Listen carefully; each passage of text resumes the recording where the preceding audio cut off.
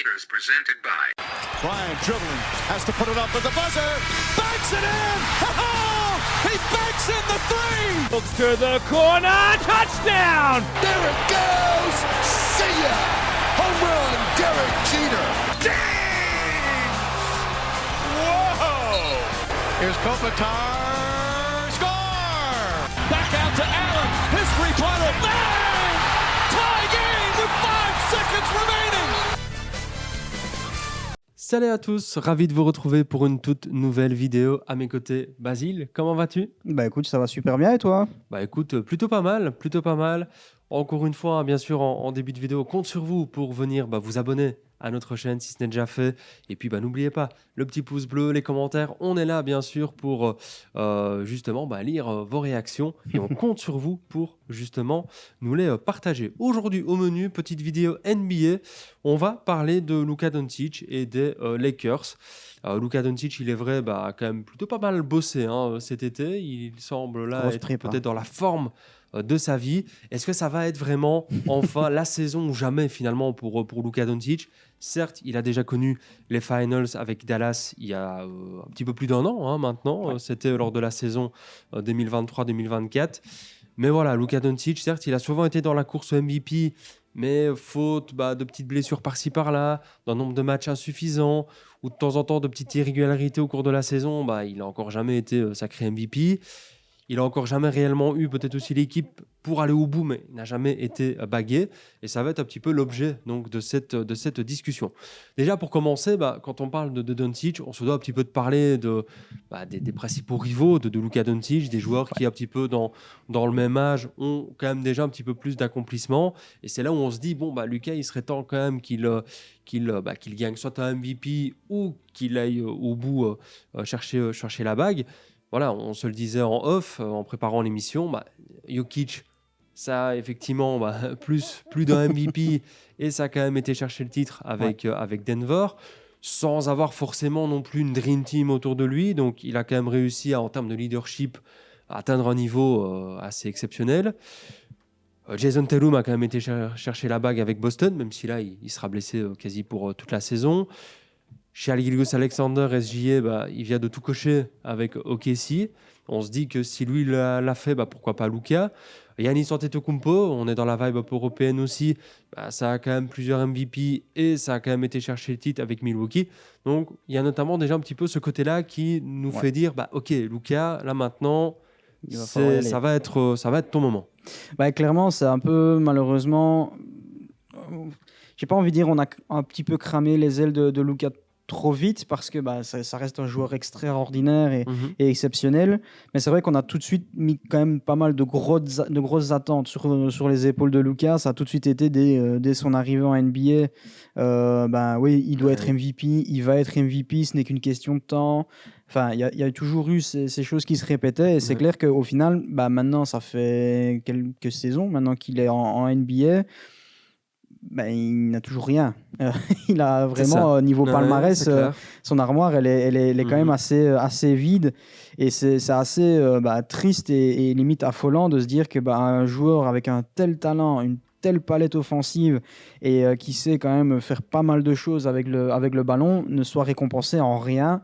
Et c'est clair que là, il y a peut-être des questionnements qu'on peut se faire autour de sa carrière, mais ça, on ne le verra que lorsqu'il sera, on va dire, retraité et en fin de carrière. Ça, on pourra clairement dire, oui, il lui aura manqué ça, mais c'est clair qu'ici, sur son début de carrière, qui commence quand même à pas mal on peut clairement le dire qu'il a de l'expérience désormais, c'est vrai que il y a toujours un petit truc avec Luka où on se dit, il y avait peut-être les Mavs qui n'étaient pas assez bons autour de lui. Il y a eu peut-être une saison qui s'est fait couper parce qu'il y avait un petit souci de blessure. Et il y a toujours eu un petit truc qui faisait que Luka était toujours mis hors compétition à un moment où, comme un Joel Embiid a pu être en compétition, comme un Jokic, tu l'as très bien dit, était resté dans les compétitions. Luka, il y a toujours un petit coup d'arrêt en général vers la mi-saison où on se dit... cette année, ce ne sera pas pour Luka et qu'il n'arrivera pas à confirmer. Donc, il serait temps pour lui d'effectivement cocher une case, enfin ouvrir une armoire avec au moins un trophée assez important dans dans sa carrière NBA. Alors, ce qui est sûr, en tout cas, c'est que aussi bien les performances de Luka que celles des Lakers vont avoir un impact sur la saison de Luka Doncic. Il y a eu effectivement ce trade retentissant en février dernier, où, bon, ce qui a suivi avec les Lakers, c'était pas mal, mais voilà, on aurait peut-être pu s'attendre à un petit peu mieux. Là, n'empêche, on a quand même le sentiment que, alors, est-ce que c'est l'influence dans LeBron James? Est-ce que c'est le management des Lakers? Est-ce que c'est Luka aussi, lui, qui peut-être a un petit peu pris conscience du fait que c'était peut-être pas avec 10-15 kilos de trop qu'il allait pouvoir accomplir ces performances-là, et aller chercher un MVP ou un titre, mais que c'était peut-être vraiment en étant vraiment bien fit qu'il y arriverait. Mais en tout cas, voilà, cet été, il y a eu un gros travail réalisé par Luka Doncic. On l'a vu lors de certaines séquences pendant l'été fondre comme neige au soleil.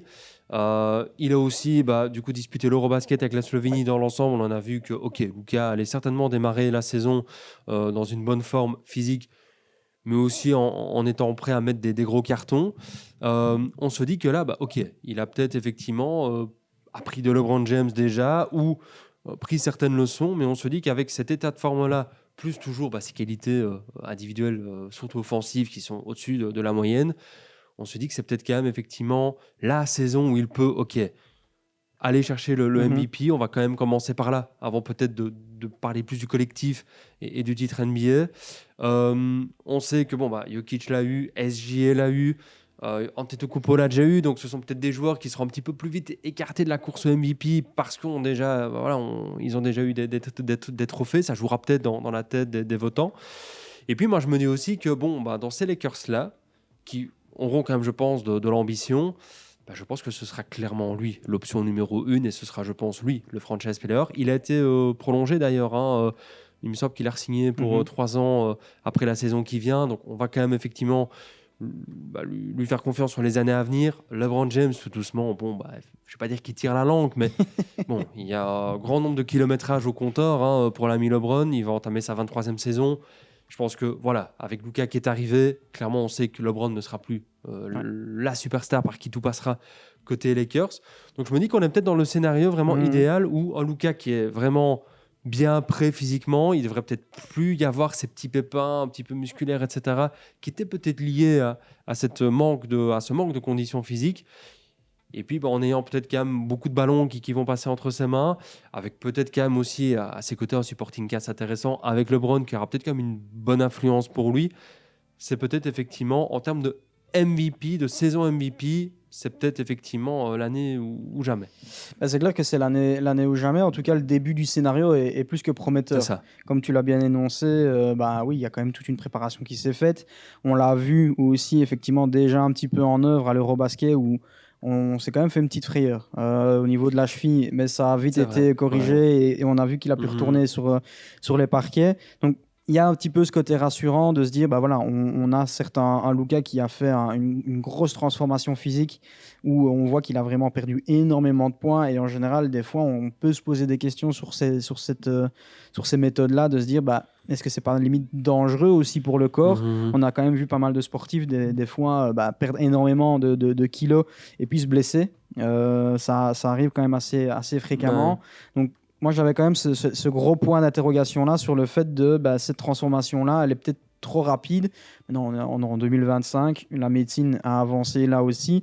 Mais franchement, oui, c'est comme je l'ai dit, le scénario est vraiment hyper intéressant. Ouais. On a quand même pas mal de cases qui sont effectivement en train de se cocher côté Luka. En plus de ça, comme tu l'as très bien dit, oui, il y a eu quand même, on va dire, les futurs prétendants au titre de MVP pour les saisons à venir ont quand même déjà eu leur titre, à moins d'avoir un Anthony Edwards qui vient exploser toute la saison prochaine, ou ne fût-ce que, je sais pas moi, Jaylen Brown, en l'absence de Jason Tatum, vient à jouer les troubles faits. Voilà, il y a forcément, c'est la NBA, il y a 82 matchs, la saison est longue. C'est clair.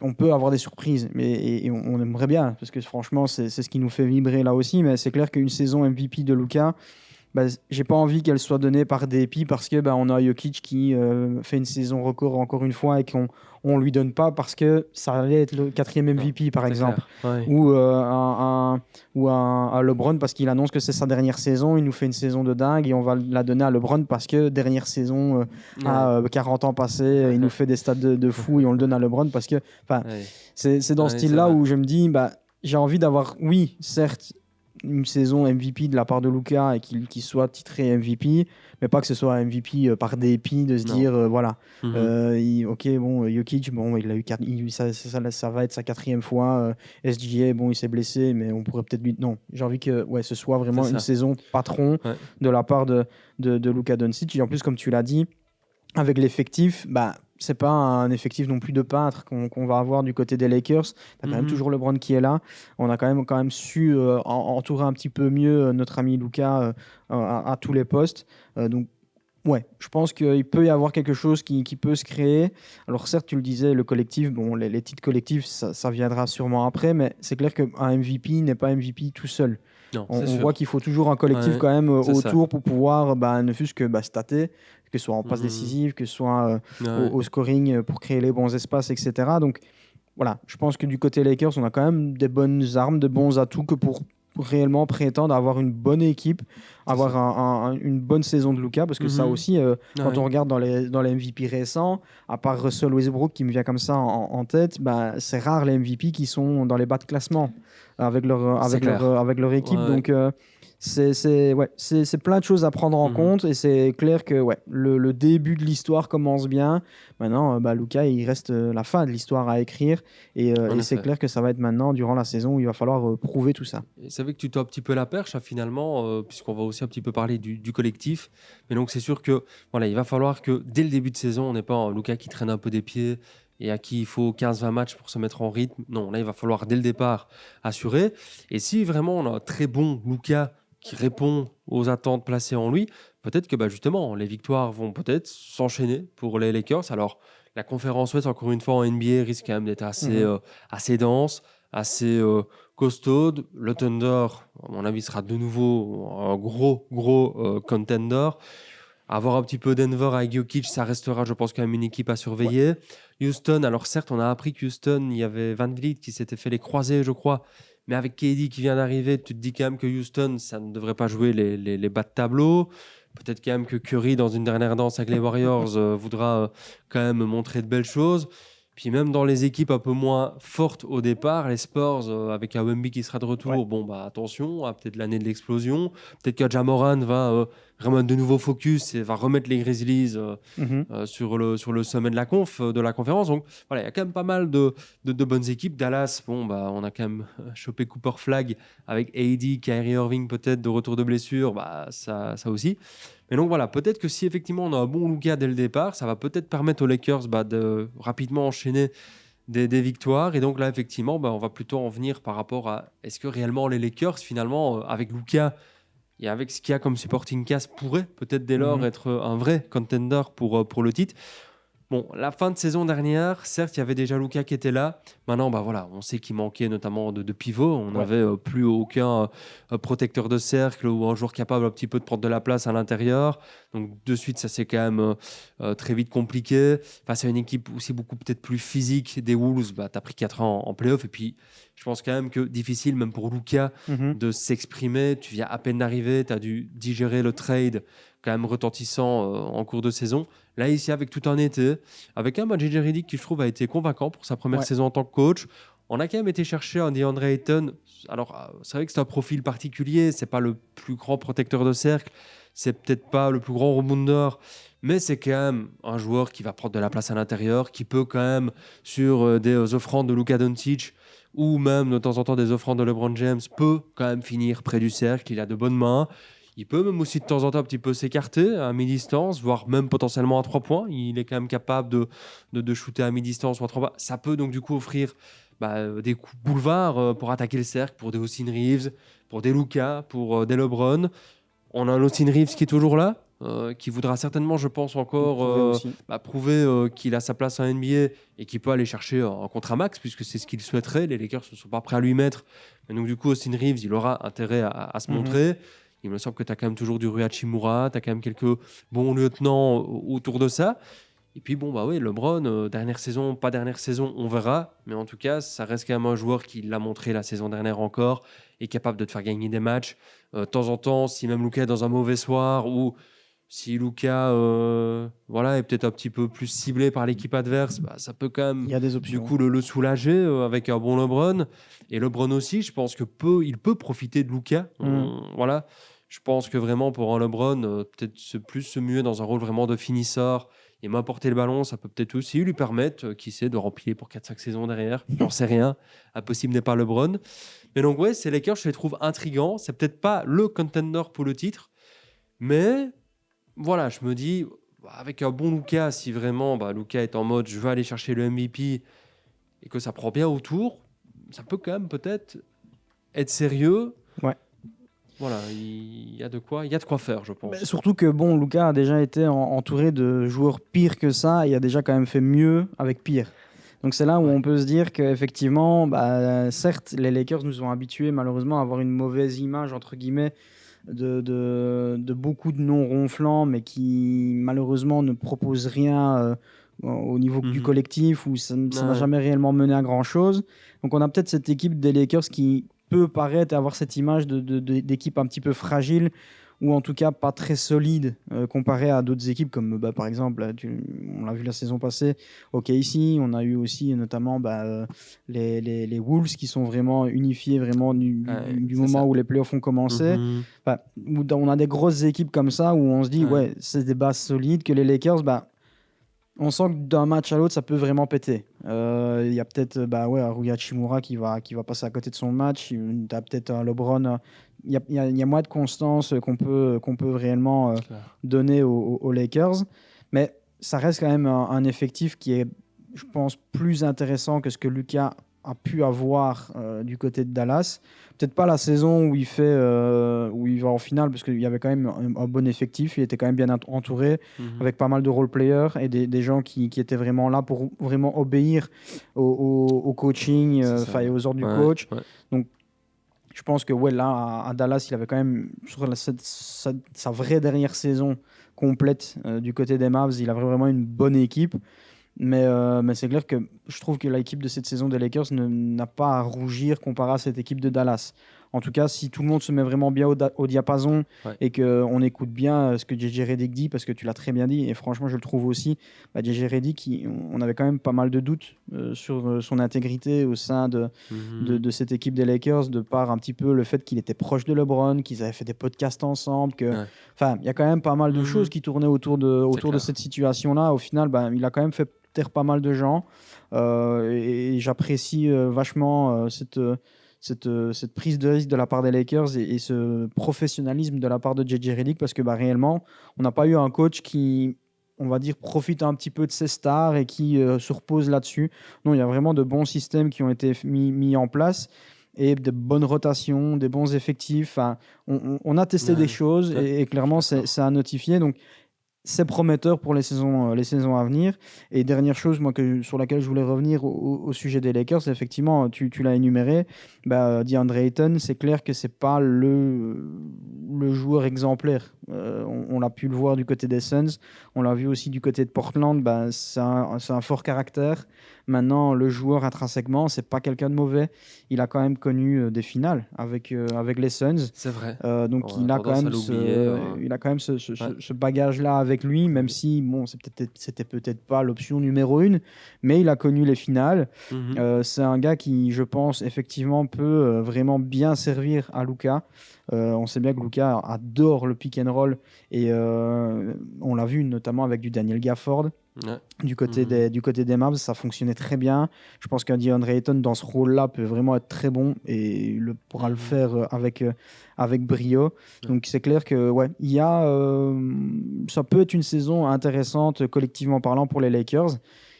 Maintenant, effectivement, j'ai un petit peu encore cette image de Lakers faiblard où ça manque de solidité à certains moments et j'ai l'impression que ça peut craquer à n'importe quel moment, notamment en play-off où on le voit, ça peut très vite changer de bord. Donc, j'attends de voir que ces Lakers me surprennent dans la saison avec peut-être par effectivement le fait que Luka Doncic soit en mission MVP et que en fait tout le monde suive derrière et que dans un élan un peu à la SGA au final là, il fait une saison MVP, ça va en finale et ça gagne les finales.